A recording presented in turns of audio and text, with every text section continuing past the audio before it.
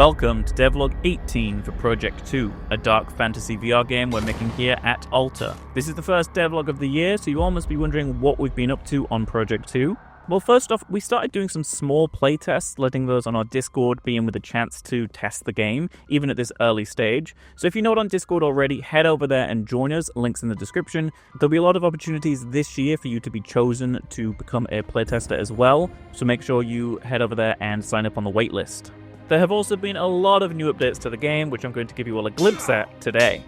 One thing I've shown in the past few devlogs is the torch, so why not kick off the first devlog of the year with a new look at the torch. As you can see, it has some new motion streaking to the flame as you move it around. I really love how the torch looks now, and you may notice a few tweaks to its color too. As always, if I have more updates on flames in P2, I'll let you all see it here first on a devlog. Now onto the meat of the devlog, combat. That's right, I promised in Devlog 17 at the end of last year that the next devlog would be combat focused, and that's true. The entire team have been hard at work focusing on PvE in the game, and combat is of course a big aspect of that. So let me show you what's changed and what's been added. One problem we had with combat last year was that we could just walk up to an enemy and wail on them with our weapon, and the enemies would get stunlocked, meaning you'd never take damage and could get through these dungeons with ease. But that's not the case anymore. Enemies no longer get stunlocked and they will attack through your attacks, which means you have to enter combat with a little bit more thought, such as ducking under their swings or dashing out of combat and back in when you have the chance. That's right, dashing. The first implementation of an active dash ability is in the game, and is directly tied to a brand new stamina system. More on that soon. But back here in the social space, I can dash around all day long and it feels great. Then, back in the dungeon, I can dodge out of the way of an enemy's attack and back in and finish them off.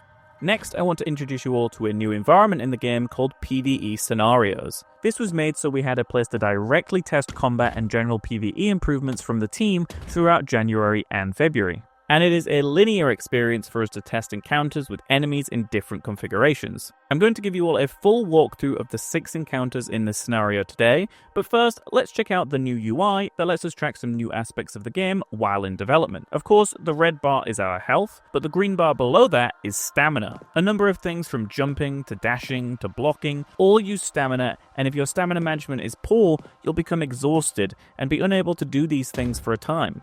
We're still actively tweaking and improving the system, but it really changes up the flow of combat, especially with that previously mentioned change about no longer stun-locking enemies with attacks. The game has gone from being pretty easy to actually having some challenge now, and some of the reasons that challenge has increased we'll explore in this environment today too. Let's start by entering the very first room of this scenario, which just has a small group of our fodder skeletons in it. We can quickly cut through their numbers and collect their echoes. These are meant to be easy fights, but maybe they can do a bit of damage if they attack in numbers. Next up, we have a room with a swordsman and a few of these smaller skellies in again. Now it's up to the player to choose between fighting the sword-wielding enemy first, or take out the smaller ones first. I'll do the latter and then take on the swordsman. Now, I'm going to tilt my head down while I fight this guy so you can all see what the new UI looks like, and how it changes depending on the damage I take and the actions I make while fighting him. And there we go, now I'll look up and pick up his echo, which yes, as you saw in the last room, involves me just hitting them still, but more on echo collection in a future devlog. Let's head out of this room, and we find ourselves blocked, unable to proceed. But if we look to our left, we can see a pit down in a cave-like area with some cool purple glows. Now this is the first time I think you all would have seen spiders since Devlog 4, but arachnophobes, don't worry. We have a toggle in the game that turns them from creepy crawlies into floating spheres of love. Look, they just want to give you a hug now. Accessibility for things like that is key for us, so those of you with a fear of the 8-legged fiends are being heard, so you don't have to worry about that. But for now, let's return them to their original look for the rest of the video. You'll also notice there's another enemy down there too, slowly lumbering around with a large weapon. He's our replacement for the clubman you've seen in previous footage. But first, let's hop down here and quickly slash all the spider nests to stop any more spawning, and then cut their numbers down until it's just me and this new enemy type.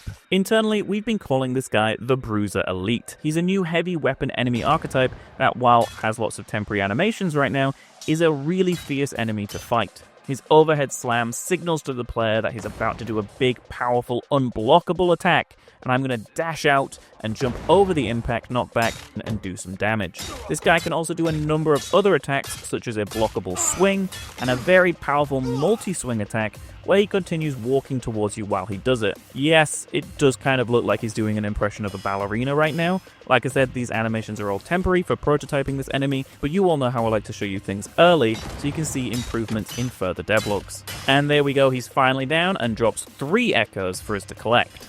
Next, let's move on and head into this room, and as you can see, a portcullis blocks our progression. We can place our hand on this stone slab and push it in. This results in the portcullis opening up and us being able to proceed.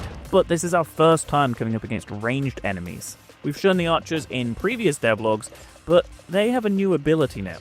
They can throw out a bolus, which when it hits you, you gain a debuff called Rooted. As you can see on the UI down here, there's now an icon that's cooling down, showing that I've been rooted, and I have to wait until it's gone before I can start moving again. With the introduction of debuffs like this, I'm sure you can already imagine a ton of others, but also other uses for this rooted effect, for both enemies, traps, and players to use. Lots more on these in future devlogs, so let me wrap up this room by killing the last of the archers, and now we can move on to the next room. This room really brings all the other encounters together, with swordsmen, spiders, and archers.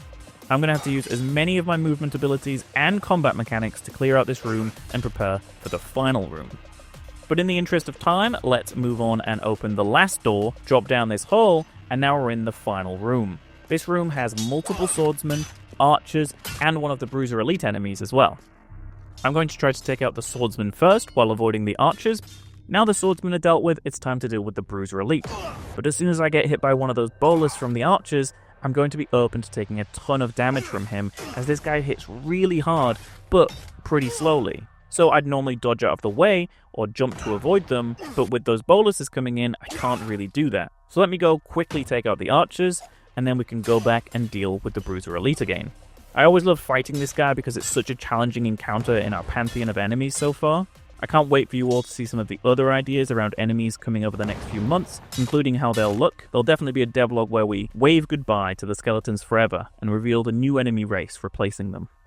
But that's it for this combat-focused devlog. Remember, this linear PvE scenario environment that I just showed you does not replace the larger dungeons at all. This is purely a separate space we've been using in development to test combat improvements. The main dungeons are very much intact with all their loot, extraction points, and all of that good stuff. There have been so many updates to combat, but I hope you all have enjoyed this deep dive into some of them so far, and are excited to see combat continue to improve throughout this year. There'll be more for me to show you all in the next devlog, but the main focus will be on something else that I'm also really excited to share with you all.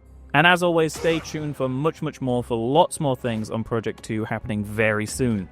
And remember to support the devlogs, to like the video, and if you don't want to miss any, you can subscribe so you can keep up to date with all things Project 2 going forward. We also have a Discord server for Project 2. You can join via the link on the screen or click the link in the description and let us know what you think to what we've shown of the game so far and chat to others or watching the game develop too. And like I mentioned at the beginning of the devlog, being with the chance to actually be chosen to playtest the game at this early stage. Thanks again for watching this devlog for Project 2 and see you all in the next one.